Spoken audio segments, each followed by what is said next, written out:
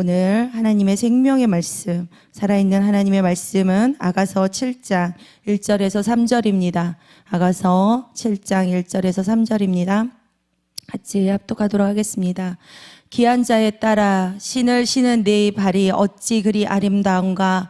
네 넓적 다리는 둥글어서 공교한 장색에 만든 구슬개미 같구나. 배꼽은 섞은 포도주를 가득히 부은 둥근 잔 같고 허리는 백합화로 둘은 밑단 같구나. 두 유방은 암사슬의 쌍태 새끼 같고. 아멘.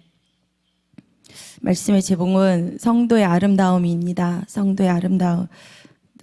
제가 요즘에 계속 아가서를 하고 있는데, 아가서 강의에 갔는데, 아가서가 너무 아름다운 거예요. 아가서의 그 아름다운 말씀들이 저에게 그 단장, 신부의 단장을 입히듯이, 신부의 옷을 입히듯이 그 아가서가 저에게 정말 아름답게 입혀지고 있습니다.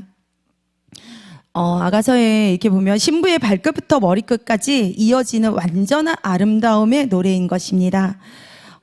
만물을 피워내시는 그 하나님의 섬세한 섭리 가운데 제가 요즘에 봄바람에 막 휘날리는 그 새하얀 그 요즘에 길에 가면 다 볼 수 있는 잎합꽃을 보실 것입니다.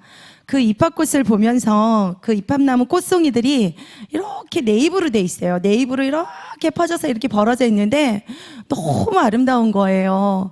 그러면서 멀리서 보게 되면 그 나무에 저는 막 혼자서 그 만물을 보면서 하나님과 대화를 하고 하나님의 그 만물 속에서 저희들을 향한 그 아름다움을 보는데 멀리서 보게 되면 만나가 막 나무에 매달려 있는 것 같은 거예요. 그리고 그 꽃송이들이 마침 그 막 사랑하는 여인의 아름다움에 그 신부가 아름다움이 신랑을 기다리는 신부의 순결한 그런 자태와 참 닮아서 찬양하고 있구나. 우리가 나무가지들이 막 흔들리고 꽃잎이 날리고 막 그러잖아요. 근데 보는 사람들과 생각하는 게 너무 다르잖아요. 지저분해. 근데 막 보니까 차에 막 떨어져서 차를 뒤덮고 있더라고요. 어머, 저 차는 복 받았어. 하나님의 사랑이 차로 막 그 순백으로 우리가 신랑 신부가 결혼식을 끝나고 나올 때 어때요? 차에도 장식을 하잖아요. 그 차는 진짜 하나님께서 막 장식해 준 거잖아요. 그래서 그 신부의 자태와 참 닮아 있다고 보게 됩니다. 귀한 자에 따라 왕녀야 하고 부르는 말입니다. 아가서에 그 묘사된 아름다운 말들은 우리에게 향한 그 아름다운 말들은 나의 신부, 나의 누이, 진짜 나의 신부라고, 나의 누이라고, 나의 완전한 자야, 그리고 나의 어여쁜 자야, 귀한 자에 따라 이라는 호칭을 정말 성도가 단순한 피조물을 넘어 그 만왕의 왕이신 하나님의 거룩한 혈통을 이어받은 자임을 확증하며 그의 행동의 아름다움을 예찬하고자 그 아가서에 다 있어요. 아름다움을 예찬하는 말입니다. 얼마나 좋아요? 아름다운 성도는 그러면서 나의 신부라 부르고 나의 어여쁜 자, 그래서 그 어여쁜 자가 나를 입혔구나. 그리고 그 입힌 자를 다 꺾었구나. 그리고 완전한 그 아름다움으로 우리는 하나님께 입혀진 자입니다. 어느 한 곳 예쁘지 않는 구석이 없다는 완벽한 사랑 고백인 거죠. 이는 단순히 혈통이 고귀하다는 뜻을 넘어 성품이 고결하고 행실이 높고 깨끗하여 저는 제가 이제 말하는 게 고상해야 된다, 고결해야 된다. 왜냐하면 이 아가서를 읽으면서 제가 좀 달라지는 거예요. 계속 고결해야지. 그리고 또 우리는 순결해야 되고 우러러 볼만한 아가서의 신부가 세상의 유혹 속에서도 신랑만을 향한 정절을 지키는 그 숭고한 영적 고상함입니다. 우리 아가서를 이렇게 보게 되면 굉장히 처음에는 몰랐을 때 굉장히 야하다.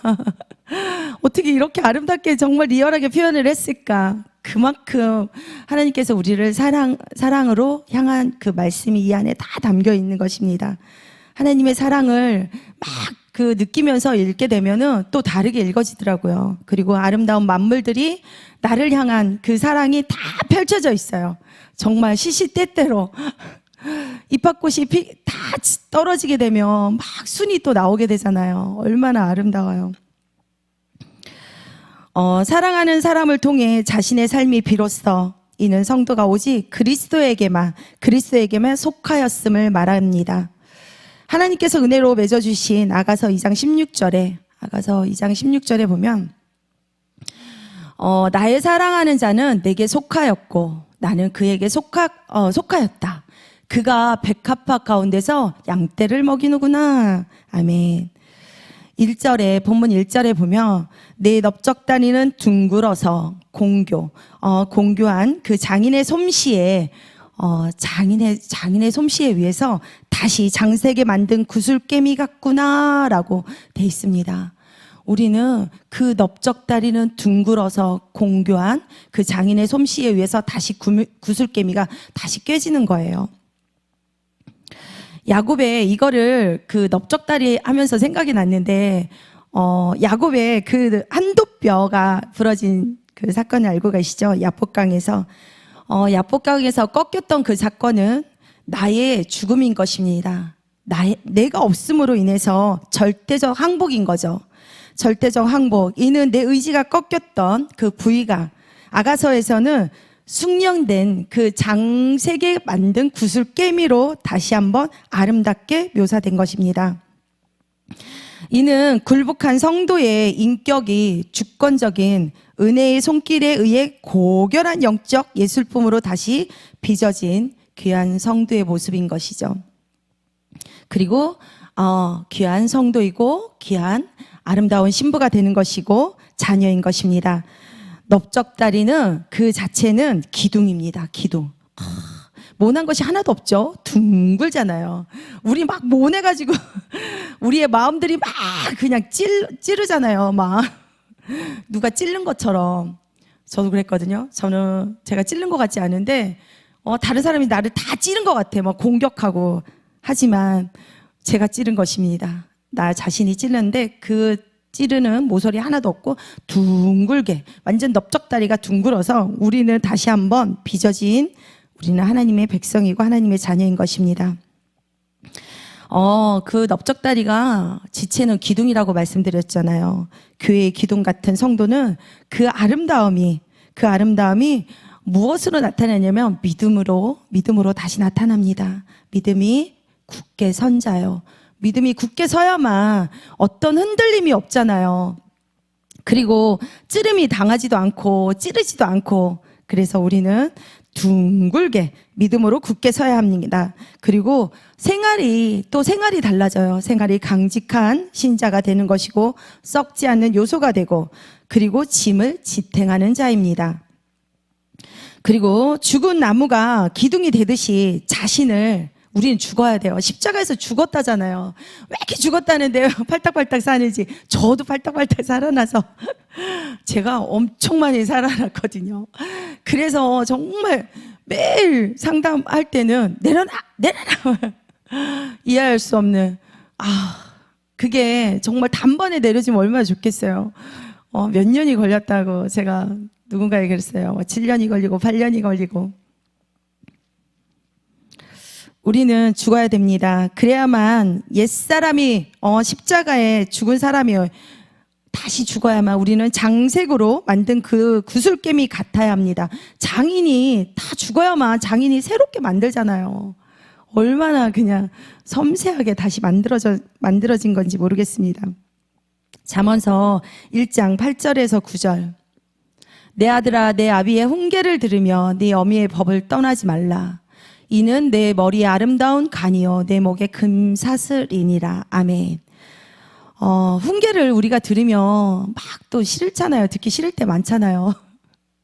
내 안에는 옳은 것들로 가득 찼는데 근데 그게 듣기 싫은 것이 사실은 그 말이 맞아요. 맞는데 막 거부하는 마음들이 생기더라고요. 처음에. 하지만 그 말씀을 귀를 열어 계속 듣다 보면은 우리는 그 훈계를 들어야 됩니다. 그 들음으로 인해서 우리가 순종을 배우는 거예요. 이 순종을 배운 자만이 교회의 기둥이 될 수 있고, 그리고 하나님께서 귀 쓰십니다. 하나님께서 그를 반드시 귀하게 쓰십니다. 그리고 신부가, 교회가 자기 힘으로 막 꾸민 것 같아요. 내가 있어, 내가 막 하면서 그러잖아요. 저도 그랬거든요. 내가 한 것만 갖고 내가 막 우쭐해서 내가 하나님 만나서 정말 뭐가 된 듯 하면서 막 그냥 어깨에 막 진짜 안 그래도 당당해 보이는 이 모습에 얼마나 어깨가 우쭐했겠어요.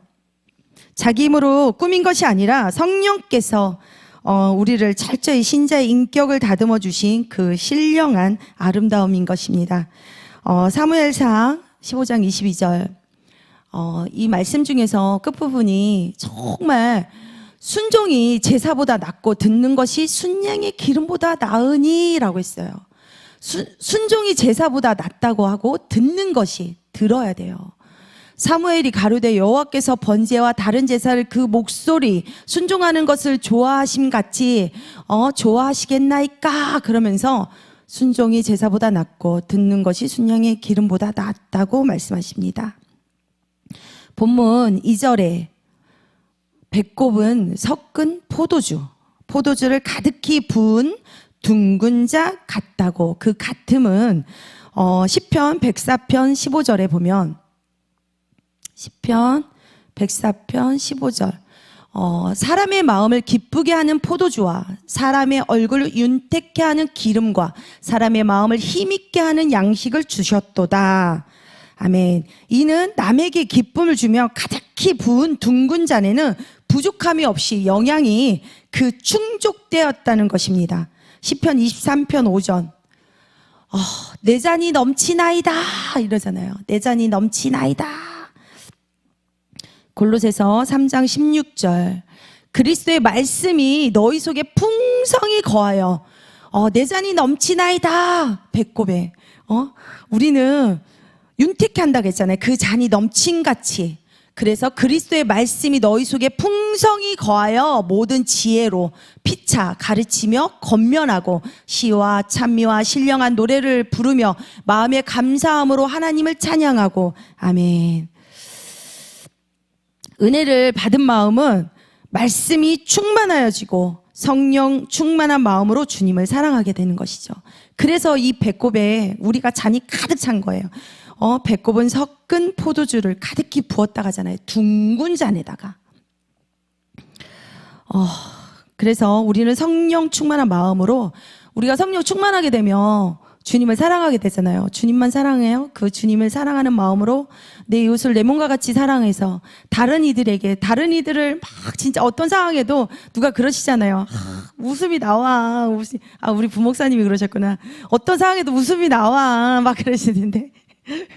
네, 맞습니다. 웃음이 나오고 사랑하게 됩니다.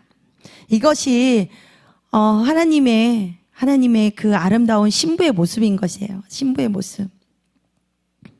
그래서 지체를 정말 사랑하게 됩니다. 뭘 사랑해? 이건 사랑이 아니야. 누가 어제 어떤 말씀 나누다가 우리는 겉으로 정말 거짓말같이 껍데기 같은 믿음과 껍데기 같은 신앙과 기도와 말씀과 다 이런 말들을 우리가 이제 어제 말씀을 나누면서 말을 했는데 겉으로 하잖아요. 정말 이 마음에 심장이 없잖아요. 맞습니다. 그런 사람도 있어요. 하지만 이 마음 안에 정말 예수의 사랑으로 다듬어져서 내가 죽어야만 되잖아요. 매일 죽으래, 매일. 철저하게 죽어야 됩니다. 그래 장인의 손에 다시 한번 우리는 구슬개미로 다시 처음부터 다 만들어져 가야 됩니다. 그것이 성령의 충만함을 받아야 되는 것이 충만함을 받으면 가능합니다. 누가 줘요? 하나님이 주십니다. 우리가 마음으로 내가 받았어 하면 내가 받은 거예요.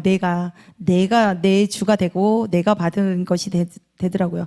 내가 충만해서 내가 있어 막 내가 내 힘으로 뭐든지 저도 막 쫓아가서 뭔가를 막 지체를 사랑하고 뭔가를 막 했거든요. 그건 내 힘으로 했더라고요. 그 힘들을 다 빠지게 되더라고요. 그거는 하나님께서 정말 네 힘으로 언제까지 가겠어 이러면서 다 빼시더라고요. 그리스도의 피로 우리는 재시심을 받고 그리스도를 모시고 사랑을 받은 자는 그리스도를 모시고 주님을 즐거워하는 마음으로 즐거워하잖아요. 즐거워하는 마음으로 그분께 충성을 하게 됩니다. 본문 3절 우리는 백합화를 두른 밑땅 같구나 이렇게 해요. 고귀함으로. 아니다. 본문 2절 말씀인 것 같습니다. 네. 백합화로 두른 밑땅 같구나. 베드로전서 5장 5절. 젊은 자들아 위와 같이 장로들에게 순복하고 다 서로 겸손으로 허리를 동이라. 하나님이 교만한 자를 대적하시되 겸손한 자들에게는 은혜를 주시느니라. 아멘. 허리 우리 몸 지체 중에 허리가 중심이거든요. 허리 아프면 아무것도 못하지 않아요? 진짜 모든 생활이 다 불편하더라고요. 허리가 중심입니다. 허리는 그 백합화로 두른다고 했어요. 고귀함으로, 그 순결함으로. 백합화를 둘렀다 이런 정결하다는 것입니다. 겸손으로 단장하여 겸손한 자들에게는 은혜를 주신다고 말씀하시나요? 겸손으로 우리는 단장되어야만 그 향기가 있어. 그 향기가 있어 죄를 뿌리치고 유혹을 뿌리치고 마귀가 시험을 못합니다. 무슨 향기만 있어서 하지만 허리를 완전 백합화로 둘러야 되는 거잖아요. 허리의 중심을. 그러면은 죄를 물리치게 되고 유혹을 물리치고 마귀가 시험을 못합니다. 그는 그리스도를 사랑하는 자이고 사랑하는 이에게 속하였구나. 열매 맺는 생활에 성령의 역사가 따릅니다. 우리는 그에게 속하였기 때문에 우리의 생활에 있어서 완전히 성령의 역사가 나타나게 해요. 우리의 삶 가운데. 3절에 두 유방은 젖을 공급합니다. 우리가 베드로전서 2장 2절 갓난아이들 같이 순전하고 신령한 젖을 사모하라. 이는 이로 말미암아 너희로 구원에 이르도록 자라게 하려 함이라. 아멘. 그러므로 또 1절 베드로전서 1절 그러므로 모든 악독과 모든 괴율과 외식과 시기와 모든 비방하는 말을 버리고 우리 안에 이런 모든 배설물 같은 그런 더러움들이 있어요. 이런 것들을 다 버리라잖아요. 배설물처럼 버리라잖아요. 배설물처럼 버려야 되는데 우리 안에는 간사한 죄, 남을 막 비판하고 정죄하고 저도 많이 정죄를 했거든요. 쟤는 왜 저래? 그러면서 나의 잣대로 막 바라보면서 저 사람 왜 저래? 내 가족에게 굉장히 막 잣대를 막 세워가지고 그러잖아요. 내 안에 더러운 것들이 굉장히 배설물들이 굉장히 많았거든요. 이런 것들을 다 부정한 마음들을 다 배설물처럼 여기라고 합니다. 빌립보서 3장 8절에 보면은 또한 모든 것을 해로 여김은 내 주 그리스도를 예수를 아는 지식이 가장 고상함을 인함이라. 내가 그를 위하여 모든 것을 잊어버리고 배설물로 여김은 그리스도를 얻고. 아멘. 우리는 다 어린아이 같이 이런 것들을 다 버리고 다시 한번 어린아이 같이 어머니가 아이에게 젖을 물려야 되잖아요. 새로운 젖을 먹어야 우리가 살잖아요. 그 아이가 다시 생명이 있어 사는데 어린아이 같이 젖을 먹이듯 하나님께서는 우리에게 다시 성도가 자라날 수 있도록 끊임없이 영적인 젖을 먹이듯 우리는 그 영양을 먹어야 됩니다. 공급받습니다. 그분에게 영적인 양분을 공급받습니다. 우리가 자라날 수 있도록. 그리고 이런 배설물처럼 여겨지는 이 안에 있는 모든 것들을 정말 다 버려지게 그리스도를 우리는 얻는 것입니다. 그래야만 하나님께 그 영적인 양분을 공급받아서 우리는 새롭게 정말 아름다움으로, 그 성도의 아름다움으로, 신부의 아름다움으로 하나님의 자녀가 돼서 우리가 또 그리스도 안에서 살아갈 것입니다. 저와 여러분은 하나님이라는 최고의 장인에 의해 정교하게 빚어진 아름다운 신부인 것입니다. 하나님이라는 전지전능하신 그분의 손에 여러분의 삶을 맡기십시오. 그러면 그 말씀의 생명줄 배꼽으로 그 영향을 공급받고 겸손함의 백합화로 자신을 단장할 때 아름다운 성도로서 세상을 복되게 하는 오늘 하루도 가득히 부은 은혜의 잔이 되시길 소망합니다. 기도드리겠습니다. 사랑의 하나님 아버지, 감사합니다. 특별히 간구하옵기는 주님이라는 최고의 장인 손에 제 삶을 온전히 맡깁니다. 말씀의 생명줄을 통해 하나님의 신령한 복을 끊임없이 공급하게 하시고 머무는 곳곳마다 가득히 부은 은혜의 잔이 넘쳐나게 하옵소서. 아름답게 빚어가시는 나사렛 예수 그리스도의 이름으로 기도드리옵나이다. 아멘.